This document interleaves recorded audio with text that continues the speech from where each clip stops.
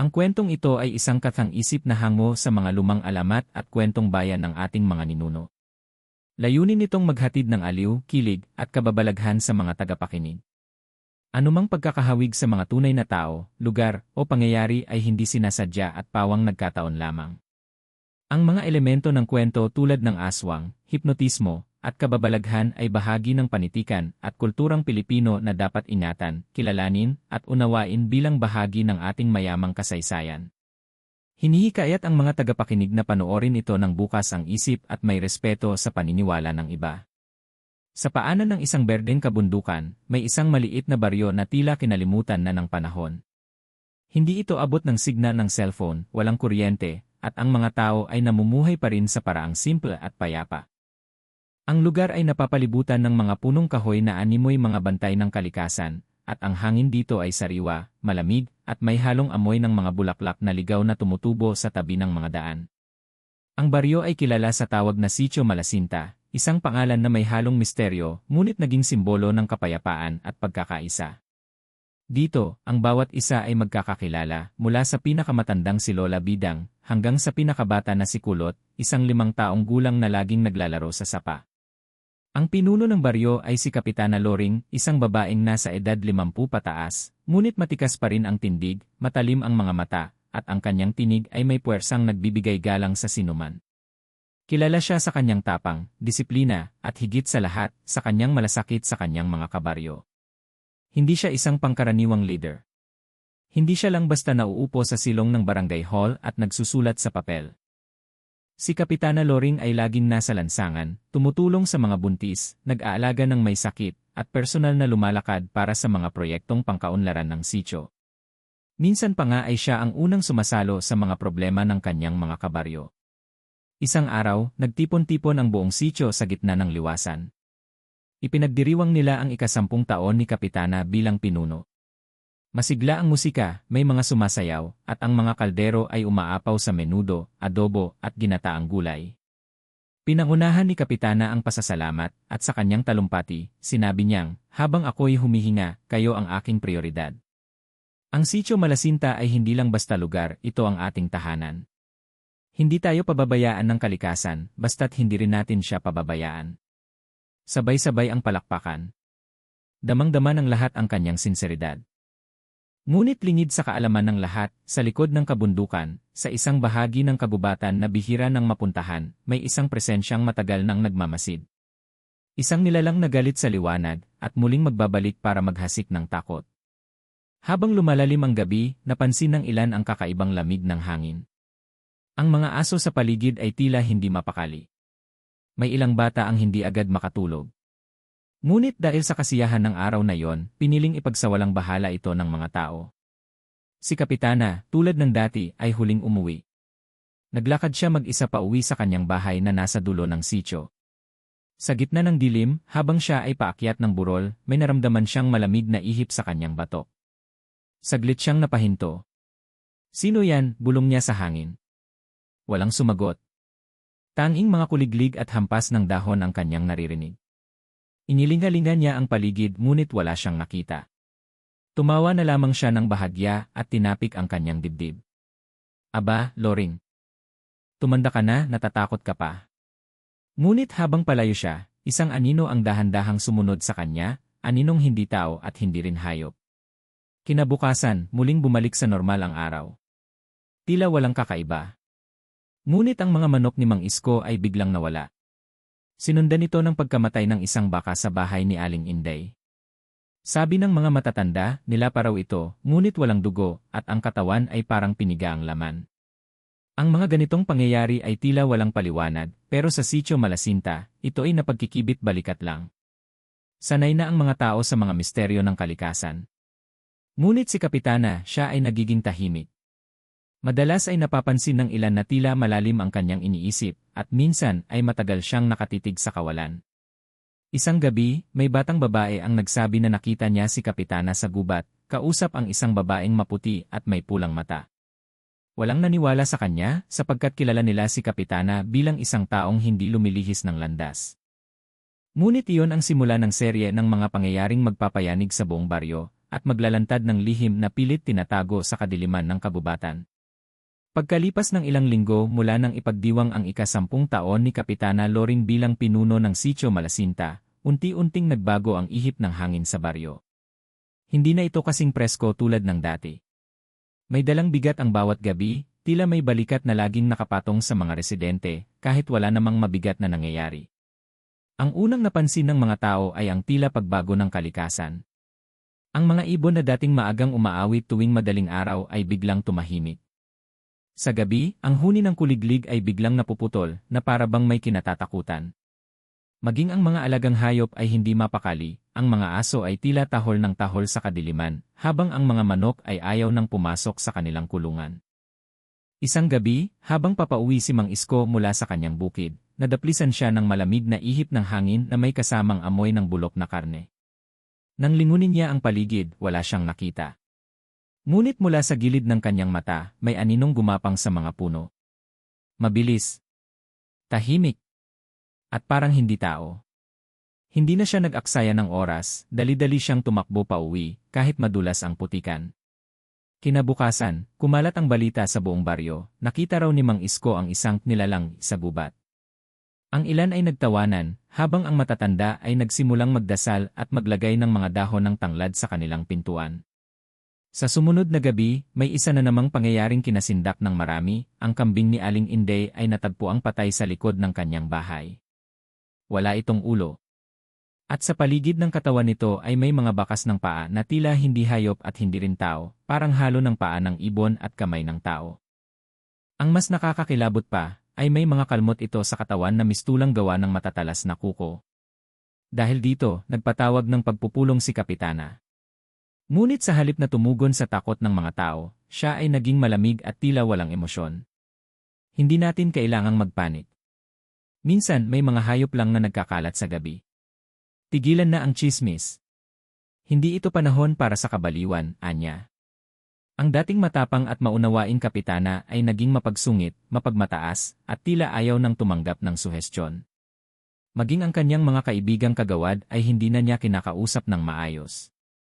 Nawawala siya tuwing gabi, at hindi sinasabi kung saan nagpupunta. Isang gabi, si Nong Sebio, ang matandang albularyo ng Sitio Malasinta, ay napadpad sa gubat upang kumuha ng mga halamang gamot.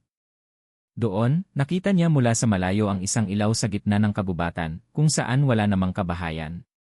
Nang siya ay lumapit, nakita niya si Kapitana. Nakaupo ito sa tabi ng isang apoy, at sa harap niya ay ang isang babae, maputi, mahaba ang buhok, at pula ang mga mata. Ang kanyang balat ay tila papel, manipis, at parang walang dugo. Nagkubli si Nong Sebio sa likod ng punong kahoy. Napansin niya ang usapan ng dalawa. Mahinang-mahina, ngunit ang narinig niya ay hindi pa sapat. Kailangan pa nila magtiwala sa'yo, bulong ng babae sa pulang mata. At si Kapitana, sa halip na tumutol, ay sumagot ng tila wala sa sariling katinuan, handa na ako. Lahat ng kailangan mong gawin, gagawin ko. Basta't huwag mong pabayaan ang baryo ko, binalot ng takot si Nong Sebio. Mabilis siyang umalis, tahimik na tumakbo pa uwi, at kinaumagahan ay hindi na siya nakita ng kahit sino. Ayon sa chismis, siya raw ay tinamaan ng isumpa, matapos makita ang hindi dapat makita.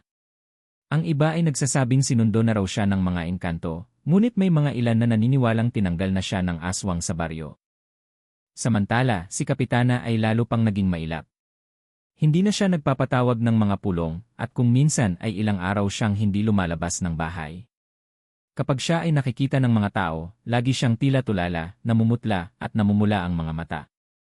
Kapag kinakausap, parang hindi siya ang dati nilang Kapitana. Ang mga kabataan sa baryo ay nagsimulang magtayo ng mga anting-anting, samantalang ang matatanda ay naglalagay ng asin sa paligid ng kanilang bahay. Nagsimula na ang katahimikan na mapalitan ng matinding takot. Isang gabi, habang may kabilugan ng buwan, narinig sa gitna ng kagubatan ang isang mahabang sigaw ng babae, malalim, masakit sa tainga, at parang pinagsamang tinig ng hayop at tao. Marami ang nagsabi na narinig ito, ngunit walang nagtangkang alamin kung saan ito nanggaling. Ang mga magulang ay hindi na pinapalabas ang kanilang mga anak tuwing gabi. Maging ang mga mangingisda at magsasaka ay nagsisimula ng matakot gumala bago magdilim. Isa-isang tumitigil ang mga gawain ng baryo. At sa gitna ng lahat ng ito, ang pinuno nilang si Kapitana Loring ay tila wala nang pakialam. Isang kagawad, si Mang Rin, ang nagtangkang kausapin si Kapitana tungkol sa mga pangyayari. Ngunit sa halip na kausapin siya ng maayos, sinigawan siya ni Kapitana at pinalaya sa kanilang tanggapan. Sa huling pagkakataon na nakita siya ni Mang Rin, ang mga mata ni Kapitana ay tila nagliliwanag sa ilalim ng anino, at ang kanyang boses ay hindi na katulad ng dati, parang doble, parang may sumasabay. Sa puntong ito, napagtanto ng mga tao sa baryo na may mas malalim nang nangyayari. Hindi lang basta kababalaghan. Isa itong pagsisimula ng isang sumpang matagal nang natutulog at ngayon ay muling nagising. Sa lumalalim na gabi sa Sitio Malasinta, dumarami ang mga tanong na hindi masagot. Sino ang nilalang sa kagubatan? Bakit biglang nagbago si Kapitana? Ano ang totoo sa likod ng mga sigaw sa gabi at mga hayop na nawawala? Ang sagot ay unti-unting lumilitaw sa anyo ng isang babaeng maputi, mahaba ang buhok, at may pulang mata. Magsimula tayo sa isang gabing tahimik ngunit puno ng tensyon. Si Rona, isang dalagitang mahilig sa pagsusulat ng tula, ay madalas lumalabas ng bahay tuwing gabi upang magmuni-muni sa tabi ng sapa. Sa pagkakataong iyon, 11:00 na ng gabi, nang may marinig siyang banayad na pagtawa mula sa kabilang bahagi ng sapa. Hindi ito parang tawa ng tao. Mahinang-mahina, parang bula, ngunit may lamig na sumisingaw sa bawat tunog. Sumilip siya.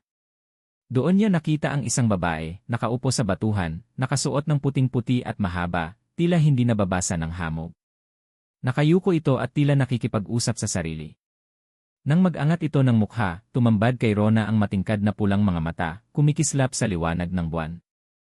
Napaatras si Rona sa takot at agad na tumakbo pauwi.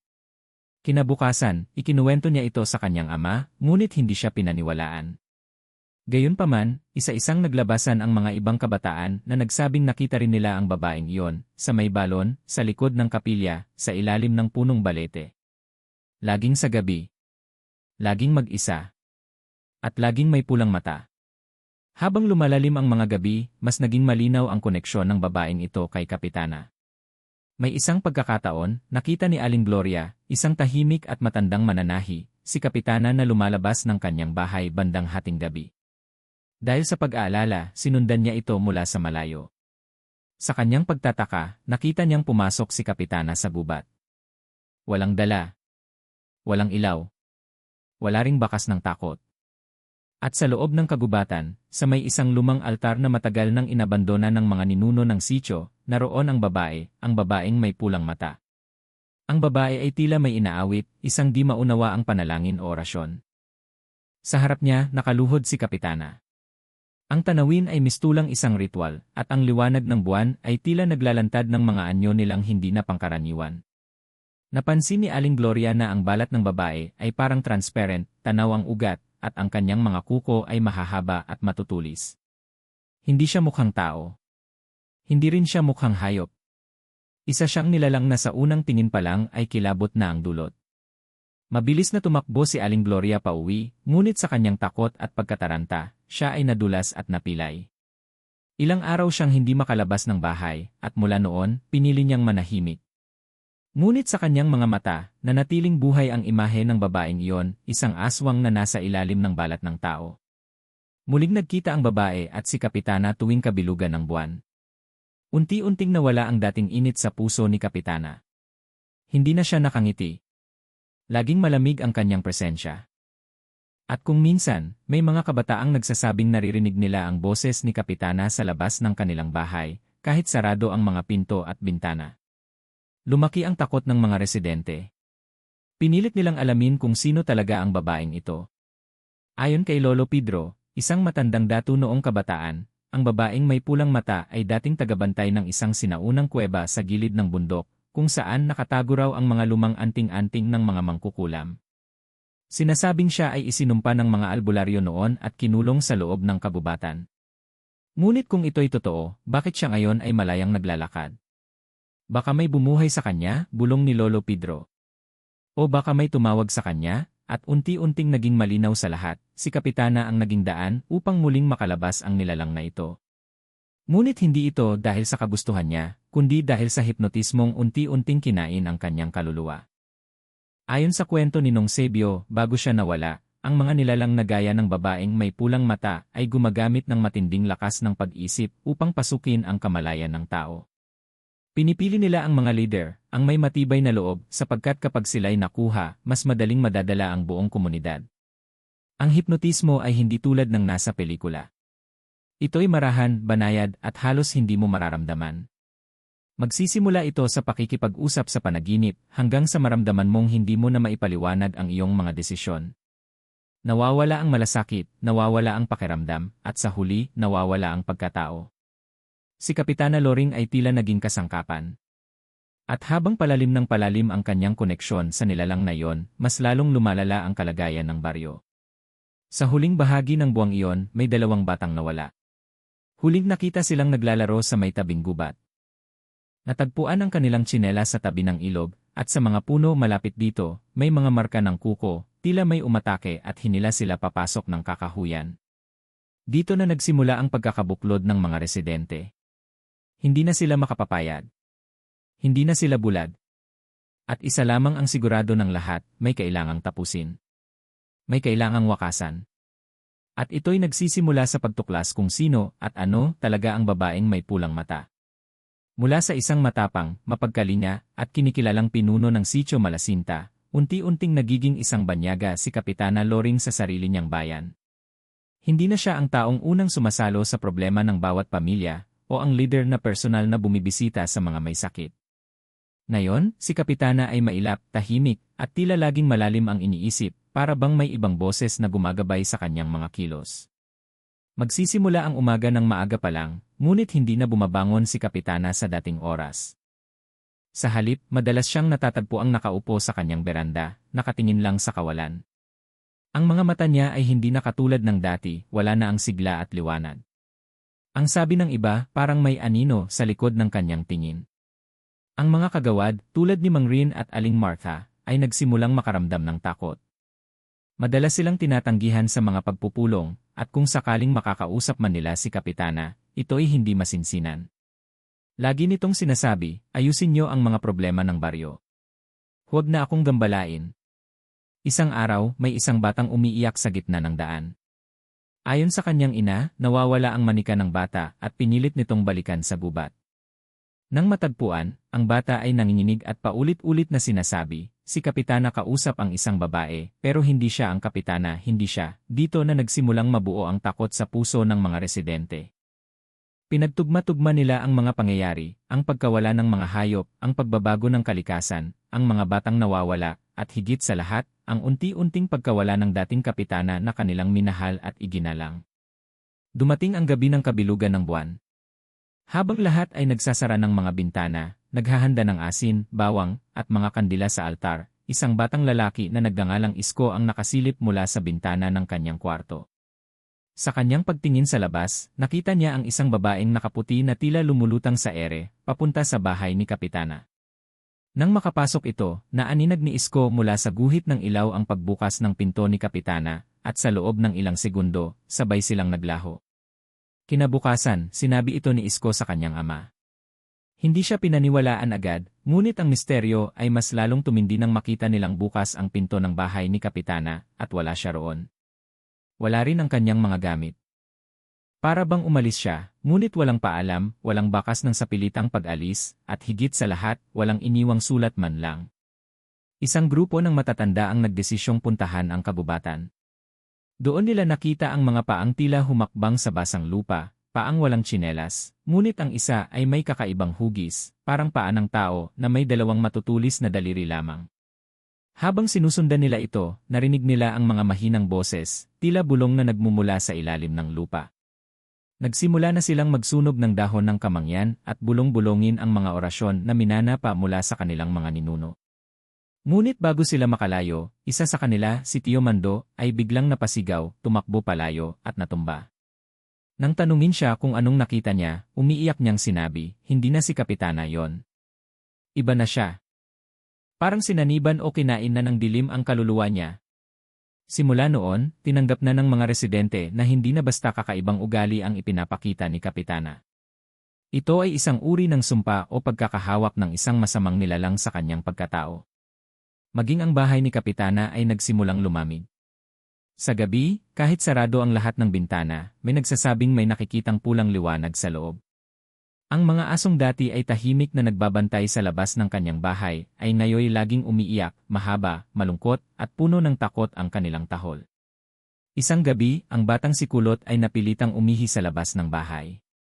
Sa kanyang pagbaba ng hagdan, nakita niya si Kapitana, nakatayo sa ilalim ng puno ng mangga, walang galaw, at nakatingin sa kanya. Nang kumurap siya, nawala ang babae. Pagbalik niya sa kwarto, buong katawan niya ay nanginginig at may malamig na pawis sa noo. Umiiyak siyang nagsabi, si Kapitana hindi na siya tao, ang susunod na linggo ay naging mas matindi. Lahat ng usap-usapan ay umiikot na sa isang bagay, ang Kapitana ay nasa ilalim ng hipnotismo ng isang aswang. Dahil sa matinding takot at pag-aalala, isang lihim na pagpupulong ang ginanap sa bahay ni Aling Gloria. Dito, nagtipon-tipon ang ilang matatanda, mga kagawad, at maging ang ilang albularyo mula sa Karatig Baryo. Napagkasunduan nila na may kailangang gawin. Hindi pwedeng manahimik na lang. Hindi pwedeng pabayaan si Kapitana, at higit sa lahat, hindi pwedeng pabayaan ang buong Sitio Malasinta. Sa gabing iyon, itinalaga ang isang grupo, ang tagapagbantay ng liwanag. Layunin nila na sundan si Kapitana, alamin ang kanyang ginagawa, at kung maari, iligtas siya mula sa kamay ng dilim. Ngunit alam nilang hindi ito magiging madali. Sapagkat kung ang mismong leader na kanilang minahal at pinagkatiwalaan ay naging instrumento na ng kasamaan, paano pa sila makakalaban?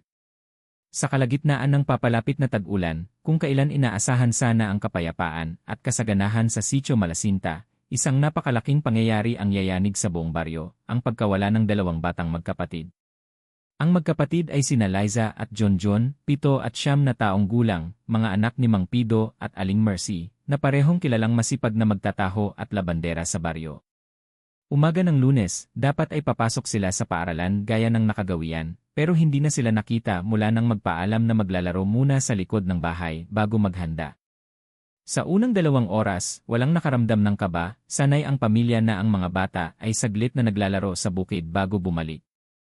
Ngunit pagsapit ng tanghali, nang hindi pa rin bumabalik ang dalawa at hindi na sumasagot sa tawag, nagsimula ang pagkabahala.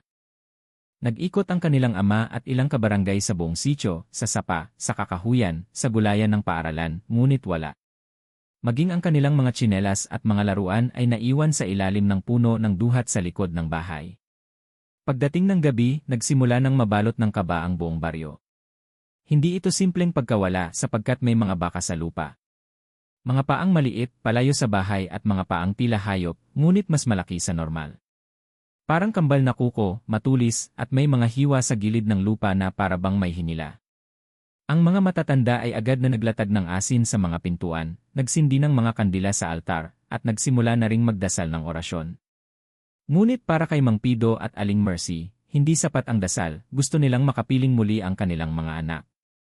Sa sobrang gulat at desperasyon, dumiretso sila sa bahay ni Kapitana Loring upang humingi ng tulong. Ngunit pagdating nila roon, ang kanilang pinuno ay tila walang emosyon. Nakaupo lang ito sa kanyang silyang kahoy, at habang umiiyak na nagmamakaawa si Aling Mercy, ang tanging nasambit ni Kapitana ay, kung kalooban ito ng kalikasan, wala tayong magagawa. Napahagulgol ang ina at si Mang Pido ay napakuyom ng kamao. Hindi siya makapaniwalang sa kabila ng lahat ng sakripisyo nila para sa baryo, ganyan lang ang tugon ng pinuno. Ang ibang kagawad ay nagsimulang kumilos. Sina Mang Rin at Aling Martha ay nagsama ng ilang kabataan upang magbuo ng search party. Nagdala sila ng mga lampara, asin, bawang, at itak. Pumunta sila sa kagubatan kung saan huling namataan ang 2 bata. Sa loob ng gubat, habang sinisiyasat nila ang paligid, may napansin silang isang punit na piraso ng damit na tila pagmamay-ari ni John. Ito ay nakakapit sa isang sanga ng puno malapit sa kuweba na matagal nang hindi pinupuntahan ng mga tao. Ang tinatawag nilang ikuweba ng mga hikbi, isang lugar na may alamat na pinamumugaran ng mga nilalang sa gabi. Nang pumasok ang grupo, bigla na lang nilang naramdaman ang matinding lamig sa loob ng kuweba. Ang ilaw ng lampara ay kumikislap at may amoy na parang bulok na karne na sumisingaw sa paligid. Ang ilan sa kanila ay gustong umurong pero pinilit nilang ituloy ang paghahanap. Paglalim ng gabing iyon, isang sigaw ang yumanig sa paligid, hindi mula sa mga bata, kundi mula sa isa sa mga kasamang binata na si Ruel. Nakakita raw siya ng anino sa itaas ng kuweba, isang nilalang na may mata na pula, katawan ng babae, ngunit ang mukha ay parang bangkay. Hindi na sila nagtagal sa lugar. Sa takot, bumalik sila sa baryo, ngunit walang natagpo ang bakas nina Liza at John. Sa mga sumunod na araw, nagluksa ang buong sitio. Ang mga tao ay nagsimula ng magtanong, sino ba talaga ang babae sa gubat? Bakit tila walang pakialam si Kapitana? At higit sa lahat, ano ang koneksyon ng mga batang nawawala sa pagbabalik ng nilalang na yon?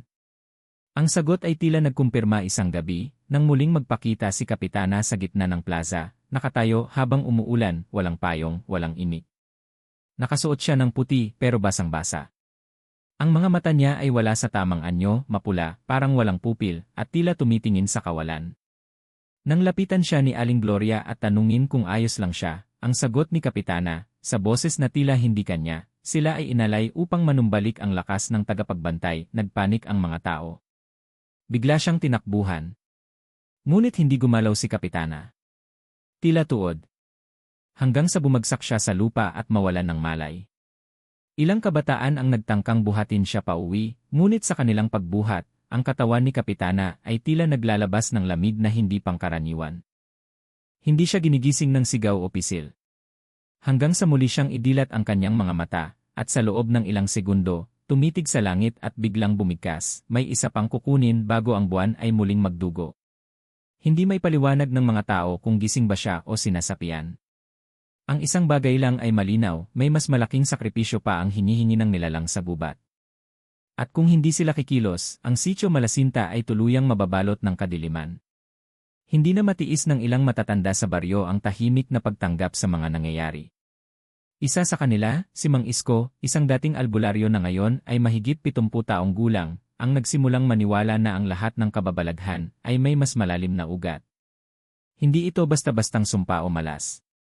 Ayon sa kanyang karanasan, ang ganitong uri ng pagbabago sa tao ay dulot ng panghihimasok ng mga makalumang nilalang, mga aswang na gumagamit ng hipnotismo upang makontrol ang isipan ng tao. Isang gabi, lihim na nagtawag si Mang Isko ng ilang piling kabataang lalaki at babae na matatatag ang loob. Kasama na rito si Lino, anak ng nawawalang bata, si Maria na apo ng isang matandang albularyo mula sa kabilang baryo, at si Pilo, isang tahimik ngunit matapang na magsasaka. Sa ilalim ng ilaw ng gasera sa isang lumang kubo sa gilid ng gubat, isinalaysay ni Mang Isko ang kanyang mga hinala. Hindi normal ang kilos ni Kapitana, sabi niya. At ang babae na laging nakikita sa gabi, ang babaeng may pulang mata, hindi siya tao. Isa siyang nilalang ng dilim. Isang aswang na may kakayahang hipnotismo. Tumahimik ang buong grupo. Nakaramdam sila ng takot, ngunit mas matimbang ang pangangailangan nilang kumilos. Ipinangako nila sa isa't isa na susundan nila si Kapitana sa gabi upang malaman ang katotohanan.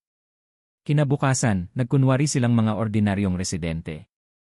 Si Maria ay nagtinda ng mga gulay malapit sa bahay ng Kapitana, habang si Pilo naman ay umaligid sa paligid ng plaza na kunwari nag-aayos ng mga sira sa kanal. Si Lino, gamit ang isang lumang kamera, ay nagkunwaring kukuha ng retrato para sa isang proyekto sa barangay. Habang abala sa kanilang mga normal na gawain, napansin nila si Kapitana na tila wala sa sarili. Palakad-lakad ito sa plaza, tapos ay biglang mawawala sa isang sulok ng daan. Gabi na nang matunton nila ang kanyang direksyon. Isinunod nila siya sa gubat na nasa likod ng barangay hall. Wala siyang dalang ilaw ngunit para bang kabisado niya ang daan. Tahimik siyang naglakad at ang kanyang katawan ay parang idinidirekta ng isang hindi nakikitang puwersa. Nang makarating sila sa isang lugar na puno ng matatandang puno at nakakatakot na paligid, bigla siyang huminto. Sa gitna ng dilim, nakita nilang naroon na ang babaeng may pulang mata. Nakasuot ito ng mahabang itim na bestida at tila may sinasambit na mga salitang hindi maintindihan, parang isang sinaunang wika. Nakapalibot sa kanya ang mga alay, dugo ng manok, ginutay-gutay na mga halaman, at mga tuyong dahon na may kakaibang amoy. Sa pagkakataong iyon, biglang pumikit si Kapitana, at ang kanyang katawan ay tila binabalot ng usok. Nagsimula siyang magsalita sa tinig na hindi kanya, malalim, malamig, at puno ng galit. Ako ang bagong tagapangalaga ng lupain ito. Ako ang nilapitan at ako ang tagapaghiganti. Nanginig sa takot ang mga tagapagsubaybay. Ngunit hindi umatras si Mang Isko. Mula sa kanyang bag, inilabas niya ang isang maliit na garapon na may langis at dahon ng sambong, tapos ay bumigkas siya ng isang orasyon. Biglang sumigaw ang babaeng may pulang mata at nawala sa kadiliman. Napahandusay si Kapitana. Lumapit si Lino, Maria, at Pilo upang tulungan si Kapitana. Ngunit hindi pa rin siya nagising. Tila nanatili ang impluwensya ng hipnotismo sa kanyang isipan. Ang katawan niya ay malamig at naninigas. Wala siyang ulirat. Hindi pa tapos ang lahat, wika ni Mang Isko. Naputol lang natin ang koneksyon ngayong gabi, pero babalik iyon. At mas malakas. Napagtanto ng grupo na hindi sapat ang isang beses na paghaharap. Kailangan nila ng mas malalim na ritual upang tuluyang mapalaya si Kapitana. Kailangan nila ng tulong ng mas maraming albularyo mula sa mga karatig-baryo. Kinailangan nilang bumuo ng alyansa upang labanan ang aswang na may kapangyarihang hipnotismo. Pagbalik nila sa baryo, tahimik silang umuwi. Walang nakaalam ng kanilang ginawa. Ngunit sa puso nila, nagsimula na ang isang mas mabigat na laban. Ang susunod na yugto ng kanilang kwento ay ang paghahanda, isang pakikipaglaban hindi lamang sa aswang, kundi sa mismong kadiliman na pumasok na sa kanilang pinuno. Makalipas ang ilang araw mula nang makita nila si Kapitana sa gitna ng ritual sa gubat, nanatili itong walang malay. Dinala siya sa lumang bahay ni Mang Isko upang doon pagmasdan at gamutin. Sa kabila ng lahat ng ginawang panggagamot, orasyon, at dasal ng matandang albularyo, hindi pa rin magising si Kapitana. Samantala, dumarami ang mga kakaibang insidente sa baryo. May mga hayop na nawawala, mga residente na nagsasabing tila sinusundan sila ng mga anino tuwing gabi, at ilang kabataan ang nagsusumbong ng mga panaginip na tila totoo, panaginip kung saan may babaeng may pulang mata na tinatawag sila papunta sa gubat. Hindi na nag-aksaya ng oras si Mang Isko. Tinawag niya ang ilan pang mga albularyo mula sa karatig-baryo ng San Dionisio at Binangonan, mga taong kilala sa kanilang matagal ng kaalaman sa lihim ng mga nilalang ng dilim. Isa sa kanila ay si Aling Pura, isang bulag na babaylan na kilala sa buong rehiyon bilang tagakita ng dilim, at isa pa si Katuring, isang tahimik ngunit malakas ang koneksyon sa mga espiritu ng kalikasan. Sa pagtitipon sa ilalim ng buwan, habang si Kapitana ay nakalatag sa banig na may palibot ng mga dahon ng banaba, asin, at langis na may insenso, sinimulan ang ritual. Naglagay sila ng mga anting-anting sa paligid ng bakuran, at sa apat na sulok ng silid ay may kandilang itim at puti na sabay-sabay sinindihan. Ang buong proseso ay hindi pangkaraniwan. Ang hangin ay biglang lumamig at ang mga kandila ay nagsimulang umilaw ng bughaw. Sumigaw si Kapitana, ang kanyang katawan ay biglang bumangon, ngunit ang kanyang mga mata ay pula pa rin. Tumawa siya sa tinig na hindi kanya. Walang makapipigil sa akin. Ako ang bagong tagapaghari rito. Sa isang iglap, tumalsik ang isang kandila, at ang mga halaman sa paligid ay nagsimulang malanta. Lahat ay napaatras, ngunit si Aling Pura, bagamat bulag, ay nanatiling nakaupo sa gitna. Itinaas niya ang kanyang kamay at bumigkas ng isang matagal na orasyon. Sa ngalan ng liwanag, tapusin ang kadilimang hindi iyo. Mula sa gitna ng orasyon ni Aling Pura, umalingaw ang tila daing ng libu-libong kaluluwa. Nagsimulang manginig ang katawan ni Kapitana. Si Katuring naman ay humawak ng kawayan na may nakaukit na sinaunang simbolo at inihampas ito sa sahig. Mula rito ay lumabas ang usok na kulay puti at pumaligid sa katawan ng Kapitana. Sumigaw ulit si Kapitana hindi sa takot kundi sa sakit. Ang kanyang katawan ay lumulutang sa ere at ang kanyang buhok ay tila gumagalaw ng kusa. Lumapit si Lino at hinawakan ang kanyang kamay. Kapitana, lumaban po kayo. Kayo po ito, hindi sila. Sa ilang saglit, tila may luhang lumabas mula sa isang mata ni Kapitana. Isa sa mga mata niya ay muling naging itim, habang ang isa ay nanatiling pula. Ito ang hudyat na may natitirang bahagi ng kanyang kaluluwa na lumalaban. Tumulong sina Maria at Pilo sa paghawak ng katawan niya habang tinuloy ni Mang Isko ang pag-orasyon. Isang malakas na alon ng hangin ang tumama sa buong bahay. Nagsara ang mga bintana at pinto kahit walang gumagalaw. Sa gitna ng kaguluhan, lumitaw sa sulok ng kwarto ang anyo ng babae na may pulang mata. Nakalutang siya, galit na galit ang itsura. Hindi niyo ako kayang itaboy. Nasa dugo na ako ng inyong pinuno. Ngunit walang nagpatinag. Lahat ng albularyo ay sabay-sabay na nag-orasyon, at si Aling Pura ay nagsindi ng isang kakaibang kandila, kulay asul na may gintong apoy. Nang sindihan ito, sumigaw ang babae at biglang nasunog sa bughaw na apoy. Unti-unting nawala ang kanyang imahe habang si Kapitana ay biglang bumagsak sa sahig, wala nang malay ngunit wala na rin ang pulang mata. Pagod at pawis na pawis ang lahat. Niyakap ni Lino si Maria habang umiiyak. Si Pilo naman ay nakaupo sa gilid, hawak-hawak ang kanyang puso, hindi makapaniwala sa nasaksihan. Pagkalipas ng ilang minuto, dumilat na rin si Kapitana. Mahina pa siya, ngunit ang kanyang mga mata ay bumalik na sa dati. Tahimik niyang sinabi, "Nasaan ako? Anong nangyari?" Lumuha ng pasasalamat ang lahat. Sa wakas, natapos na ang pagkakabihag sa kanyang isipan. Ngunit may isa pang tanong ang bumabagabag sa kanila, bakit siya? Bakit si Kapitana ang piniling alayan ng aswang ng kanyang kapangyarihan? Hindi pa tapos ang kwento. Sapagkat sa pagbalik ni Kapitana sa kanyang posisyon, kailangan ng paghandaan ang mas malawak na banta. Ang aswang ay napalayas, ngunit hindi tuluyang nawala. Isa itong babala. Isa itong pagsubok para sa tunay na laban, ang paglinis hindi lamang ng baryo, kundi ng kasaysayang pinagmulan ng nilalang ng kadiliman. Ang huling yugto ng ating kwento ay hindi lang tungkol sa pagtatapos ng isang laban, kundi ng isang panibagong simula para sa buong baryo at higit sa lahat, para kay Kapitana Loring. Pagising ni Kapitana matapos ang matinding ritual ng pagbugaw sa masamang espiritu na humawak sa isipan ni Kapitana Loring, unti-unti siyang nagkamalay.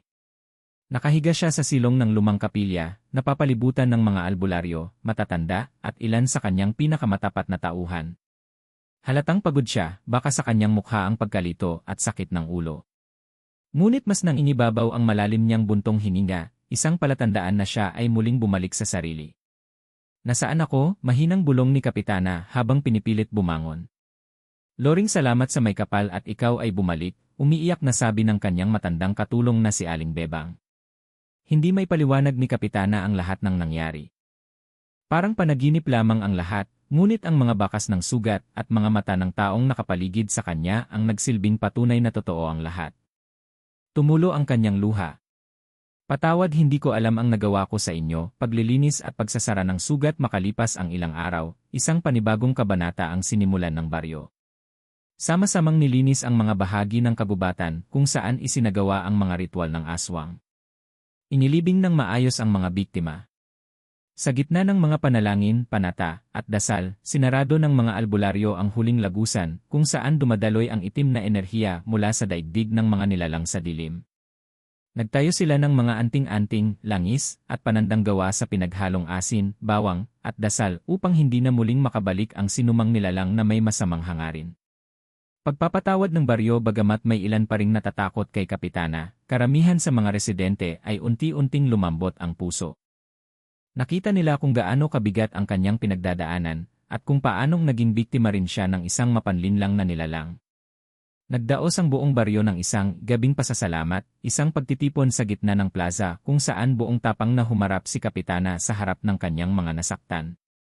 Hawak niya ang mikropono, nanginginig ang kanyang boses, "Hindi ko kayang burahin ang lahat ng sakit at takot na naidulot ko sa inyo habang ako ay nasa ilalim ng hipnotismo.